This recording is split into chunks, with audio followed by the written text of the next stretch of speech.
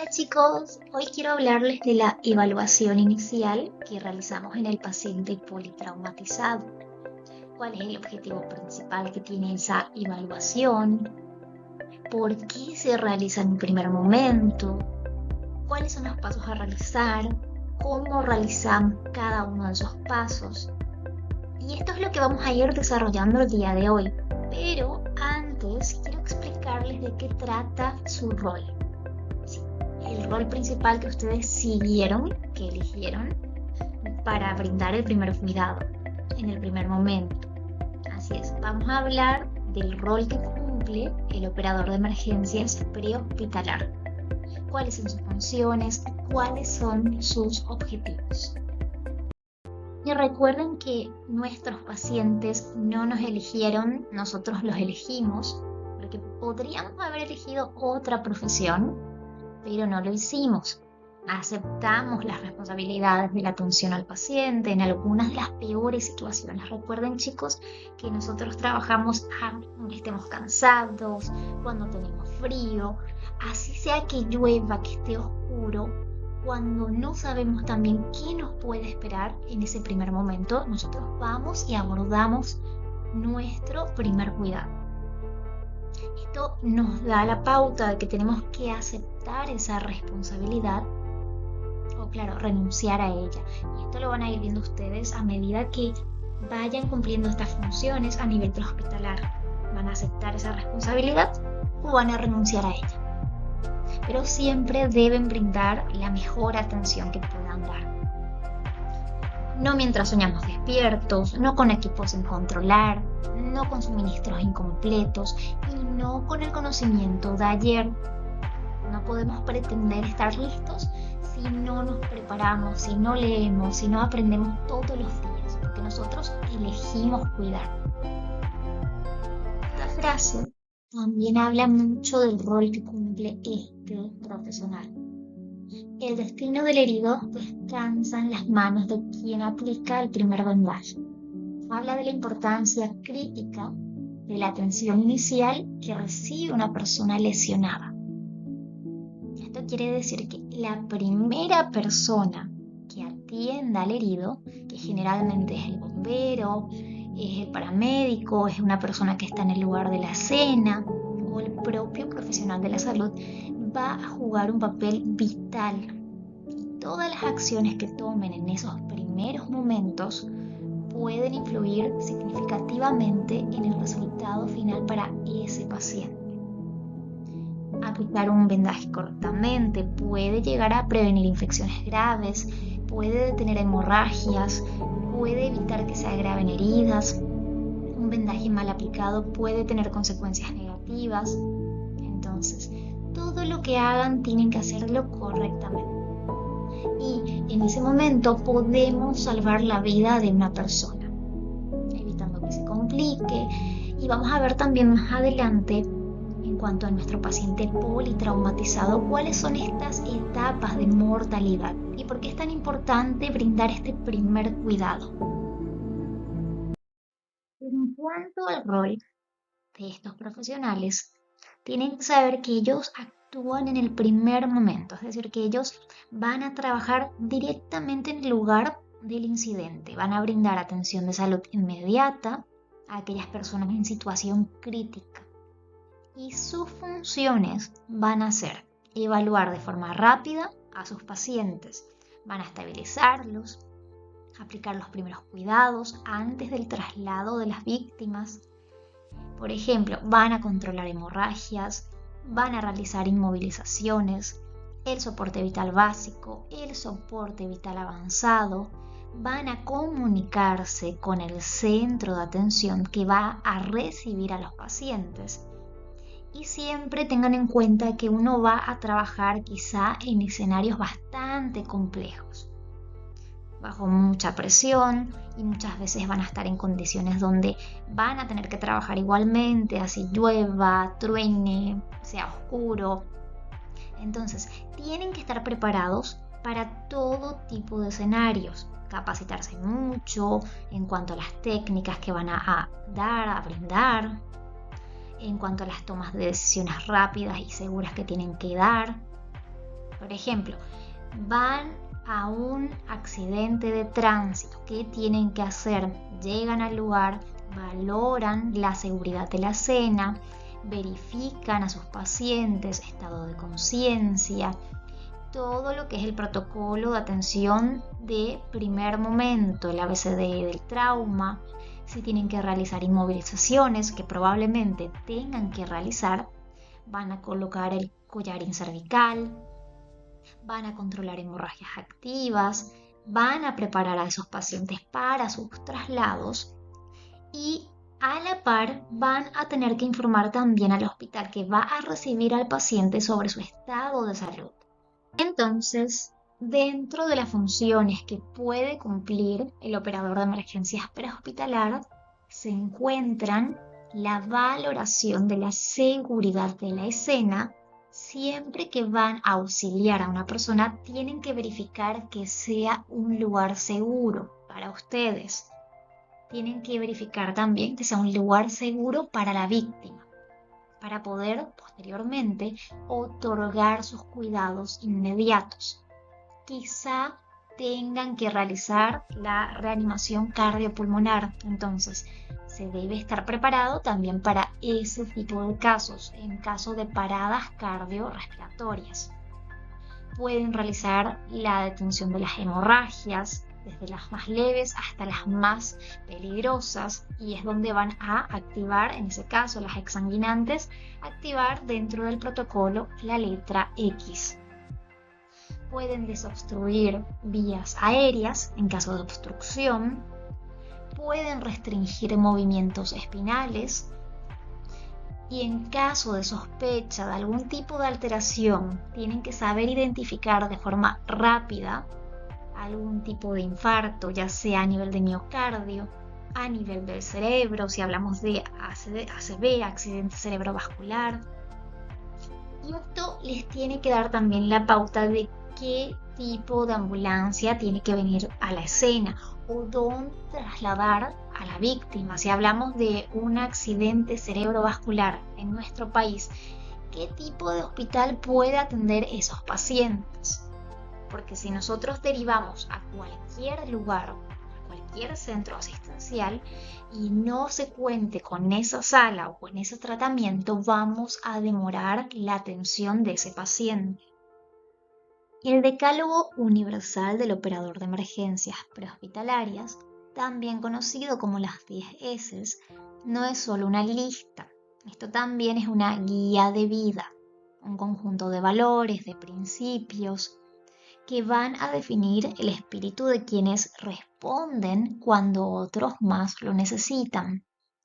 Primero, la seguridad. Cuidar de uno mismo, del equipo y de la escena. ¿Por qué? Porque un operador seguro es un operador que puede ayudar. Luego, la solidaridad. Actuar con empatía y entrega sin importar a quién se asiste, porque cada vida vale lo mismo. Y no estamos para juzgar, tenemos que brindar nuestro primer cuidado. La serenidad, que también es clave. En medio del caos, ustedes deben ser el punto de la calma, la mente clara, que va a guiar las acciones, más que nada. La subordinación, que habla de respeto al mando, al protocolo, al trabajo en equipo. El sentido común muchas veces es más valioso que cualquier equipo. Saber cuándo actuar, cómo actuar y por qué lo hacemos. La sensibilidad nos recuerda que no atendemos casos, atendemos personas con miedo, con dolor, con historias. La sistematización, que nos va a dar orden en cuanto a nuestros procedimientos, van a ser más claros, vamos a poder salvarlos de forma coordinada, ordenada, y esto nos va a ayudar muchísimo en nuestro trabajo. La satisfacción no es orgullo, es saber que hicimos lo correcto, que dimos todo lo mejor. La selectividad, que nos va a permitir priorizar, y no todo es igual de urgente, Vamos a ver eso más adelante. Vamos a elegir bien, marcar la diferencia. Y por último, la seriedad, el compromiso, la responsabilidad y la vocación, la base de una profesión que no admite improvisaciones. Recuerden, las 10 S no solo forman un decálogo, forman una forma de ser, porque ser operador prehospitalario es mucho más que un trabajo, es una misión. Vamos a ver nuestro decálogo. Primero, dijimos la seguridad. ¿Seguridad qué es? Es pensar en uno mismo, pensar en el compañero, pensar en la víctima, pensar en la escena. Entonces, pensar en la seguridad es clave. Recuerden, el primer paso es esencial. Primero nosotros mismos, el rescatador, ya que sin nuestro servicio no va a haber rescate. Segundo lugar, si no tenemos compañero, pensamos en la seguridad de la víctima, del paciente, como también en la de los terceros. La solidaridad. Aquí dijimos que debemos actuar con empatía, con entrega, sin importar a quién se asiste, porque todas las vidas son importantes. Recuerden, tenemos que asistir en un primer momento y no estamos para juzgar a nadie, sino para ayudar. Entonces, solidaridad, que también se conoce como espíritu de sacrificio, consiste en asistir, en proveer ayuda de forma inmediata a quien lo necesite y proporcionar las primeras medidas de sostén, de soporte, para evitar complicaciones y poder ayudar a la víctima. La serenidad. Este punto es necesario, es clave. Más de uno seguramente ahora no lo tiene, pero es necesario para poder realizar este tipo de trabajos. Mantener e infundir tranquilidad en todo momento y ante cualquier tipo de circunstancia. La calma, la amabilidad, la firmeza para controlar las emociones de forma adecuada son claves para el paciente y para nuestro trabajo. Subordinación también es importante. Recuerden que trabajamos en equipo, no estamos solos, tenemos que cooperar, tenemos que cumplir órdenes del personal médico, de otro tipo de profesional, de acuerdo a la jerarquía, y en todo momento hay que estar preparados para poder trabajar con muchas personas, con muchos profesionales. Sentido común, y al mismo tiempo muchas veces el menos común de los sentidos. Esto quiere decir que debemos basar nuestras acciones en criterios normativos y en la inteligencia práctica. Esto nos va a permitir tomar buenas decisiones en momentos críticos. La sensibilidad también es muy importante. Recuerden que trabajamos con personas, con seres vivos, y muchas veces ellas van a estar cruzando con algún tipo de dolencia, molestia. Tenemos que dar en todo momento un trato respetuoso, empático, ser considerados, contener a la víctima, dar apoyo moral e emocional a nuestros pacientes. Y esto también a la par nos ayuda a trabajar mucho mejor. La sistematización significa actuar con orden, siguiendo normas y procedimientos establecidos. En el contexto prehospitalario es clave que el operador conozca bien las reglas, los protocolos, sus responsabilidades, pero no solo eso, también debe hacer que esas normas se respeten y se cumplan dentro del equipo. ¿Por qué esto es tan importante? Porque en una emergencia cada segundo cuenta. Y actuar de forma organizada, evitar errores, esto también propicia eso, esta sistematización nos ayuda a evitar errores, reduce riesgos, mejora la atención de nuestros pacientes, transforma también la experiencia y el conocimiento en acciones efectivas, repetibles y seguras. La satisfacción implica brindar una asistencia oportuna, una atención cálida, una comprensión profunda del otro, una contención emocional que le haga sentir cuidado, valorado, seguro. Esta satisfacción, chicos, no es un hecho aislado ni un evento puntual, es simplemente el reflejo del compromiso continuo que tenemos como profesionales de la salud. Nuestro rol no termina cuando termina el turno, nos acompaña a todos lados y todos los días del año. Es una forma de ser, de mirar, de actuar con humanidad, respeto, en cada encuentro con el otro, en cada uno de nuestros actos.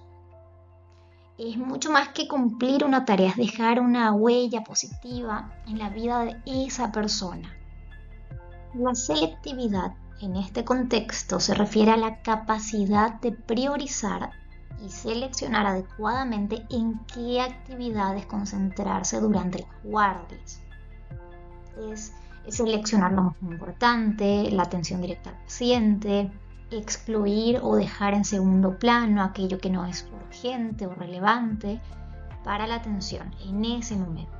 También implica tomar decisiones conscientes sobre en qué se invierte el tiempo y la energía.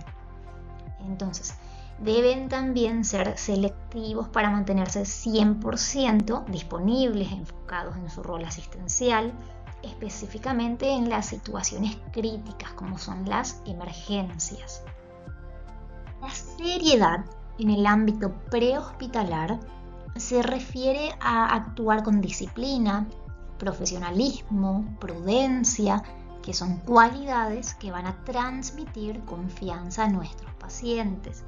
Van a garantizar también un ambiente de trabajo responsable, nos van a ayudar en la toma de decisiones asertivas, inclusive bajo presión. Pero tengan en cuenta que actuar con seriedad no quiere decir que seamos rígidos, inaccesibles, sino que es demostrar compromiso, respeto, madurez profesional en cada intervención o tarea que realicemos.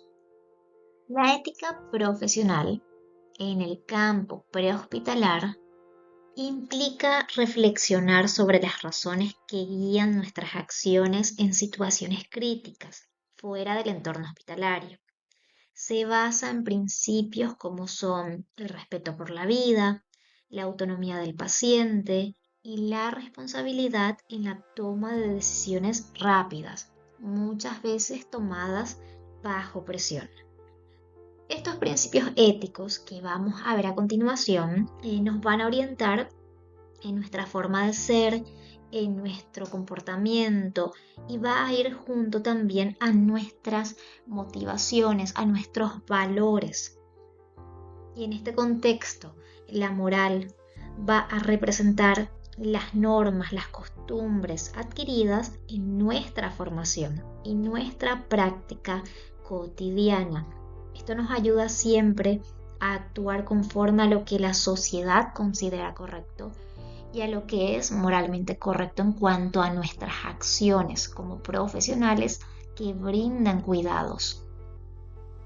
Los principios éticos son normas fundamentales que nos orientan en cuanto a nuestro comportamiento como profesionales hacia el respeto por la dignidad humana, la justicia, el compromiso con el bienestar de las personas.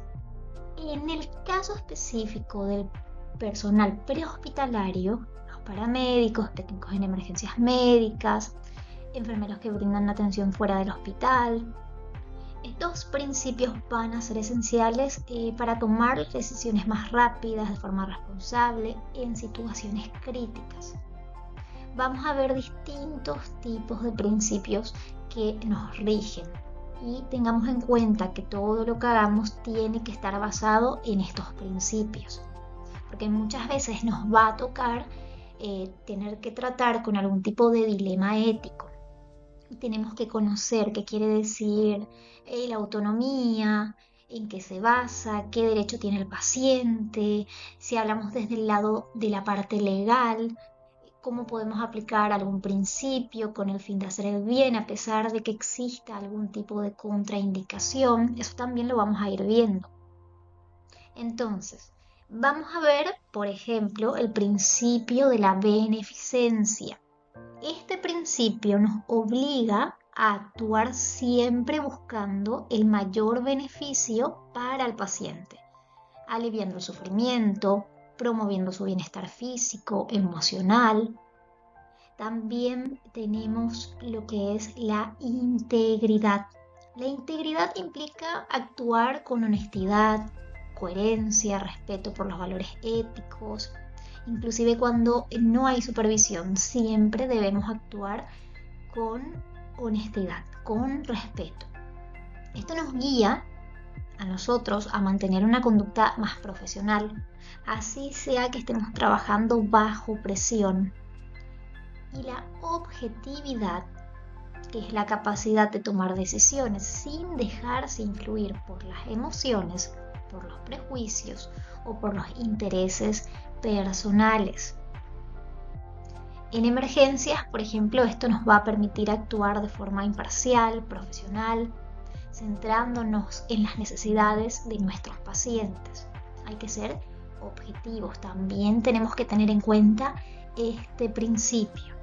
Así como también vamos a ir viendo otros principios, como son la confidencialidad, que es nuestro compromiso de proteger la información del paciente, inclusive en los contextos públicos de urgencia, garantizando siempre su privacidad.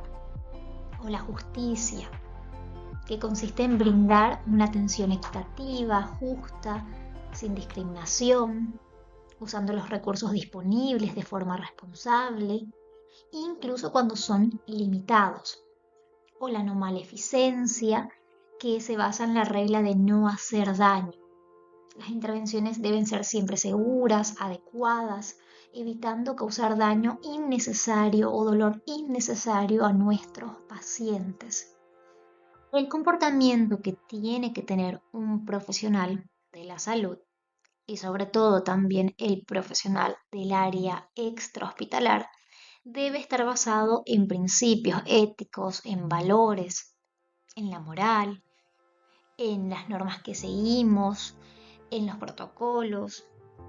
Esto nos va a ayudar sobre todo a dar un buen trato, un buen servicio. También nos ayuda mucho en la toma de decisiones rápidas, efectivas, en situaciones críticas.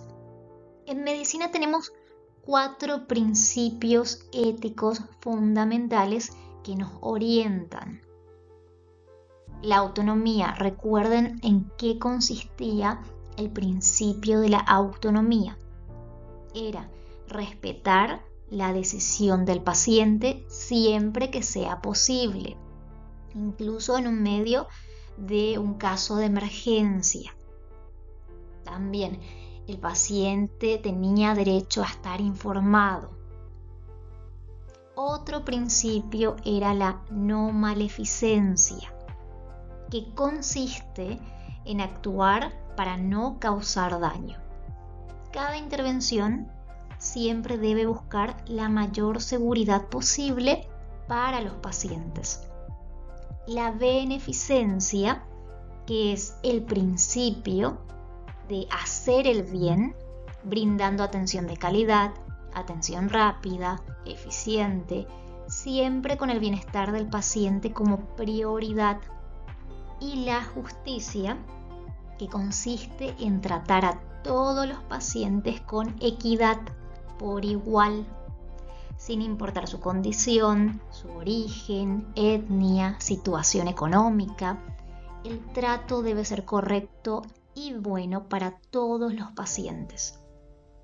Recuerden, la ética en este contexto es clave, es esencial, nos va a ayudar a tomar decisiones correctas en momentos donde cada segundo cuenta.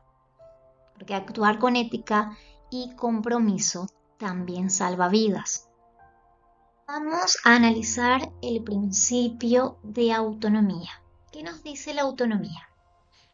Sabemos que en medicina se refiere al derecho que tiene el paciente para dirigir su propia atención a la salud libre de interferencia o influencia indebida. Dentro de la autonomía también hablamos del consentimiento informado, que está relacionado de forma directa con la atención del paciente y también recuerden su capacidad de decidir si quiere o no aceptar el tratamiento, por más básico que éste sea.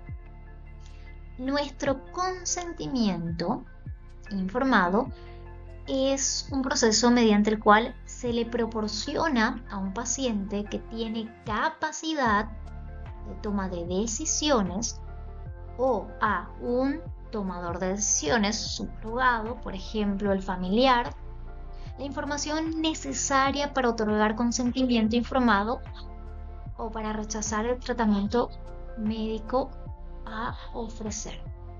Pero recuerden, para que un consentimiento informado sea válido, se debe respetar lo siguiente. El paciente debe tener la capacidad de tomar decisiones.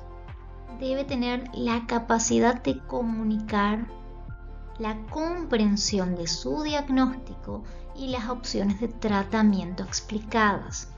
También debe poder otorgar consentimiento o rechazo voluntariamente. Y deben rechazar o consentir el tratamiento de manera activa. Entonces, debe haber la capacidad por parte del paciente, y hablamos de tener la capacidad legal y mental para tomar decisiones, y esto va a consistir también en que sea mayor de edad, esté en pleno uso de sus facultades mentales, pueda comprender la información y las consecuencias de sus decisiones. También la información debe ser completa y comprensible. El profesional de la salud tiene el deber de proporcionar al paciente, siempre en un lenguaje claro, sencillo, sobre su diagnóstico, pronóstico, naturaleza del tratamiento propuesto, riesgos y beneficios y alternativas posibles. Las consecuencias también deben ser informadas, consecuencias que tenga el rechazo al tratamiento. ¿Cuáles pueden ser?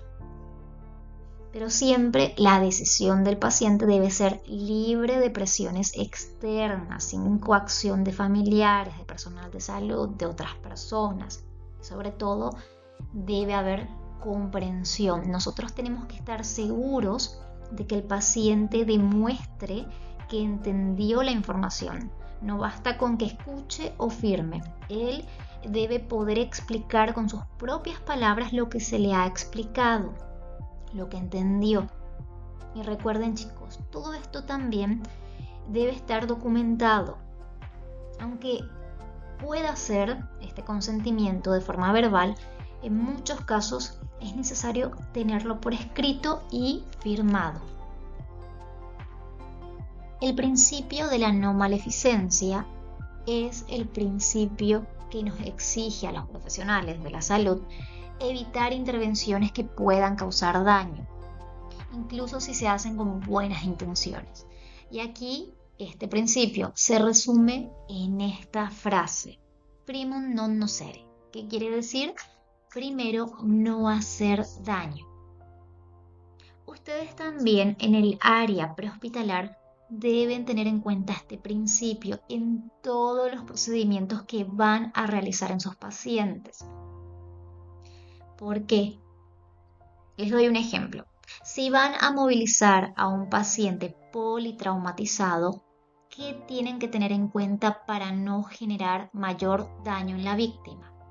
Tenemos que estabilizar la columna, porque si no estabilizamos la columna, tenemos el riesgo de empeorar una lesión medular.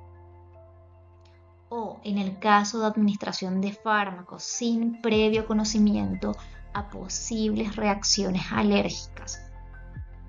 Como nos indica aquí el ejemplo, si un paciente indica que es alérgico a un medicamento particular y el operador no hace caso o hace caso omiso de esta advertencia y le administra el medicamento de todas formas, entonces vamos a generar mayor daño, vamos a generar una reacción alérgica. Siempre que realicen alguna maniobra tiene que ser con conocimientos. Si voy a hacer una maniobra de RCP y no conozco la técnica, puedo empeorar el cuadro del paciente. Entonces, chicos, siempre acuérdense, cuando actúen en calle a nivel hospitalario, tienen que tener este principio presente. Primero, no hacer daño. El principio de beneficencia significa el principio de hacer el bien. Quiere decir que este principio se aplica actuando siempre en beneficio de nuestro paciente, promoviendo su bienestar, aliviando su sufrimiento, previniendo posibles daños. En el caso extrahospitalar, por ejemplo, si vamos a realizar una maniobra, debemos hacerlo con conocimientos y, posterior a esto, hacerlo en beneficio a una mejoría. Una parada cardiorrespiratoria requiere de una reanimación cardiopulmonar inmediata. Una hemorragia masiva también requiere de procedimientos inmediatos para cohibir o detener esa hemorragia, previniendo de esa forma el shock hipovolémico. Administración de oxígeno en caso de dificultad respiratoria para el beneficio del paciente y para mejorar su oxigenación. Inclusive consolar, tranquilizar a un paciente en estado de pánico, desorientado, también es beneficencia. ¿Por qué? Porque el apoyo emocional también es un acto de hacer el bien, un acto de beneficencia. O trasladar de forma rápida a un paciente politraumatizado al hospital. También estamos aplicando este principio. El principio de la justicia es uno de los pilares fundamentales de la bioética de nuestro campo. Se trata de la equidad en el trato y la distribución justa de los recursos, beneficios y cargas dentro del ámbito de la salud. Este principio exige que todas las personas sean tratadas con igualdad, sin discriminación alguna, y que reciban atención en función de sus necesidades reales, no de su estatus, condición social, género, etnia o religión. En el contexto extrahospitalar, por ejemplo, cuando hablamos del principio de justicia en situaciones de emergencia prehospitalar, ambulancia, servicios de rescate, catástrofes, este adquiere una relevancia más crítica. Cuando, por ejemplo, aplicamos el triage ético. En caso de múltiples víctimas, recursos limitados, el principio de justicia guía a los profesionales a priorizar a quienes más lo necesiten o tengan mayor posibilidad de sobrevivir sin dejarse llevar por juicios personales. La igualdad de acceso también. Todo paciente, sin importar su origen, tiene que recibir atención inmediata y adecuada. El personal de salud no debe discriminar por apariencia, clase social, antecedentes judiciales inclusive. Y también aplica en cuanto a la distribución de los recursos, desde una camilla hasta el uso de un desfibrilador o el oxígeno. Todo debe ser administrado de manera racional, equitativa y transparente.